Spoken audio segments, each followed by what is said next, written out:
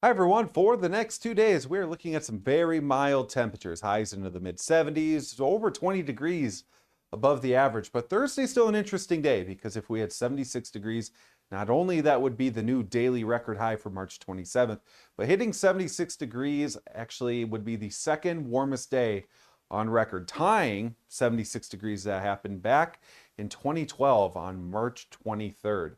The all-time daily record high for March in Casper, 77 degrees. That happened the last day of March back in 2012. So enjoy your 70s because we're going to be seeing some big changes by Sunday. We'll be falling into the 40s. Still some pretty quiet weather in our area for Wednesday. Not the case to the Pacific Northwest. Seattle, Portland looking at some strong to severe weather.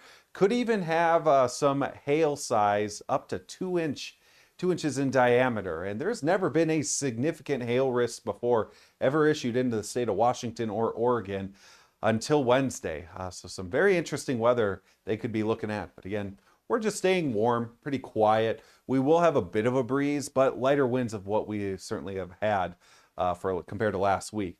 Because it's still been dry and there is a bit of a breeze, we are looking at some near elevated fire risk for Wednesday and Thursday. But we are still going to have some pretty quiet weather to start off our Wednesday morning. Commute looks great. And if you're heading out to the bus stop for Wednesday morning, don't expect any issues there. The wind's still pretty light, but that'll be changing as we get closer to the lunch hour. We could have some gusts up to 25 miles an hour. In Casper, still some gusts above 20 miles an hour into much of the afternoon.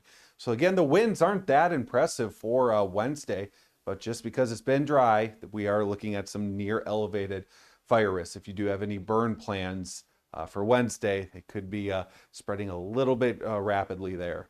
The winds will become more breezy later on Thursday. Our next weather system arrives pretty quickly after that and continues through the weekend. We'll be seeing some changes not only with temperatures, but also some precipitation chances.